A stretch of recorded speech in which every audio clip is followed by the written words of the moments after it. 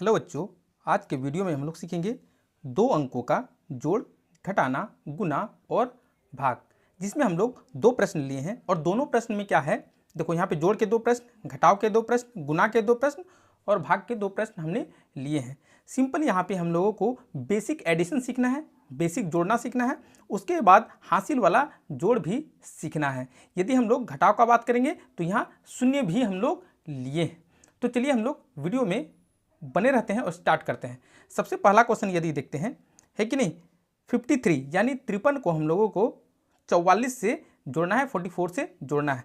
तो हम लोग इतना सबसे पहले सीख लो कि ऊपर नीचे वाला संख्या सबसे पहले हम लोग को जोड़ना है, यानी कि 3 और 4 को जोड़ना है।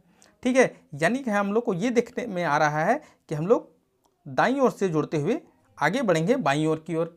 अब यहाँ पे 3 है ना, तो सबसे पहले हम लोग 3 लाइन खींच देना है।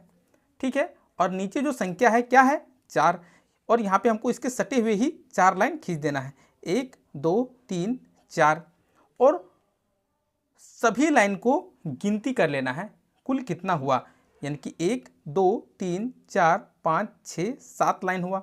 तो इस तरह से हमने यहाँ पे लिखना है 7।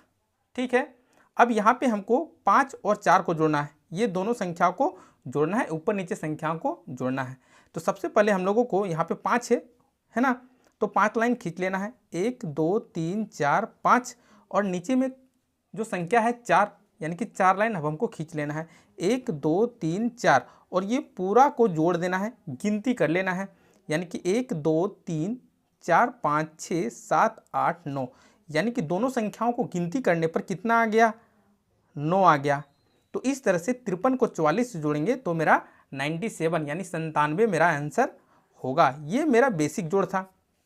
अब हासिल वाला जोड़ क्या होता है उसको समझ लेते हैं। हासिल वाला जोड़ कहने का मतलब है कि जब हमको जोड़ने पर 10 या 10 से ज़्यादा आ जाएगा, यानी कि 11 12 13, तब उस संख्याओं को किस तरह से लिखा जाता है, इसी को हम लोग हासिल वाला जोड़ बोलते हैं। यानी कि 7 और 5 को जोड़ेंगे, है कि नहीं, तो सबसे पहले देख लो यहाँ पे जोड़ का एक नया नियम सिखाते हैं तुमको।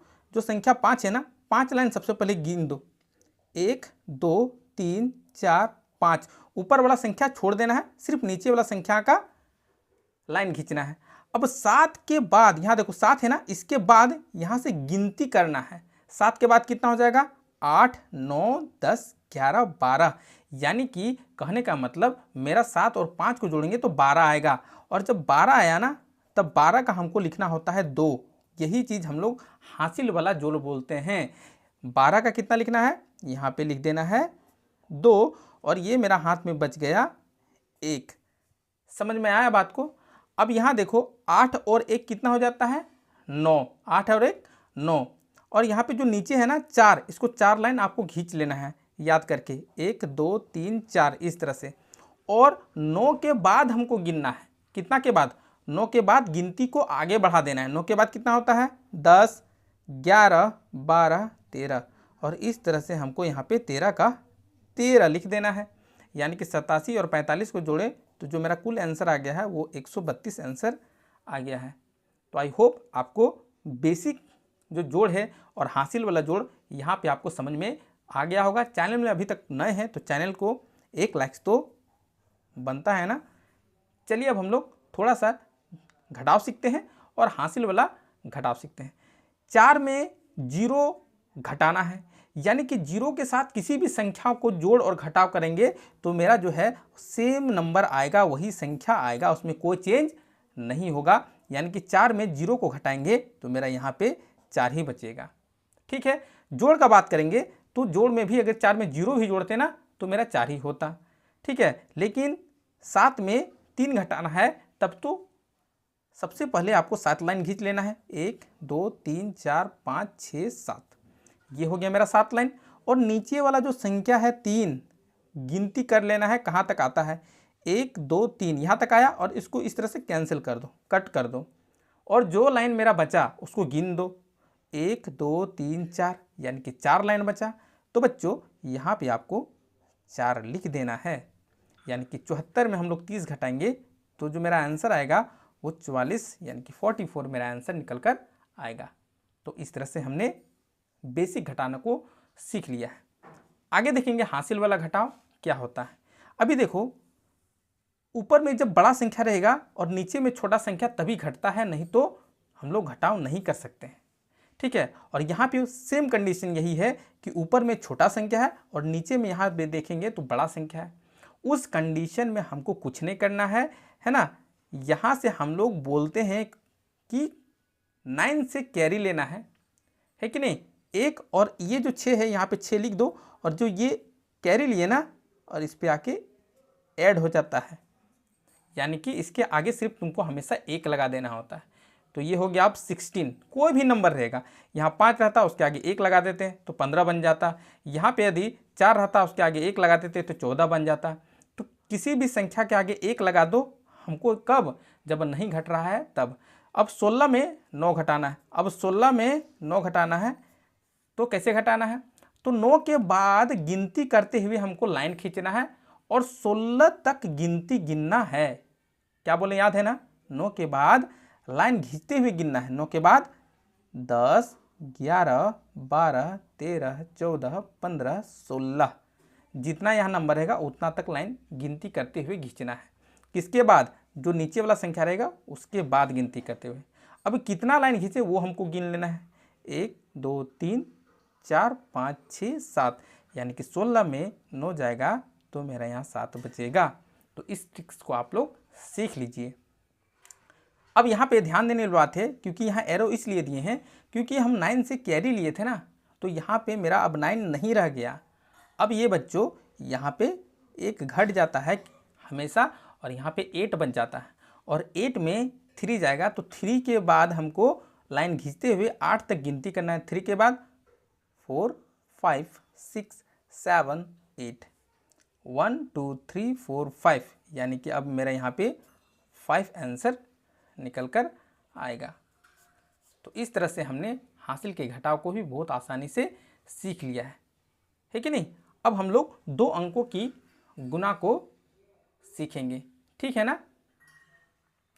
चलिए, सबसे पहले हमको यहाँ पे 2 और 3 का जो टेबल है वो बिल्कुल आना चाहिए, तभी हम लोग गुना को बना सकते हैं।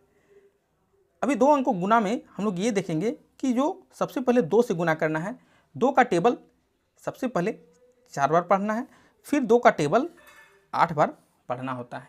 यानी कि 2 का टेबल 4 बार पढ़ेंगे तो 2 4 जा मेरा 8 आएगा। तो यहाँ पे जितना आएगा उसको लिख लेना है। क्लियर है? अब फिर से 2 का टेबल हमको 8 टाइम्स पढ़ना है, यानी कि 2 8 16, तो यहाँ फिर 16 का 16 लिख देना है। यानी कि 2 का जो गुना था हमने वो पूरा कंप्लीट कर दिया है। तो कंप्लीट करने के बाद ये जो 8 है ना, इसके नीचे एक हम लोगों को क्रॉस साइन लगाना होता है, इस तरह से काटकूट का साइन लगाना होता है। अब जो अगला बारी है 3 को गुना करने का। अब देख लो, फिर से हमको यहीं से शुरू करना है, ठीक है ना।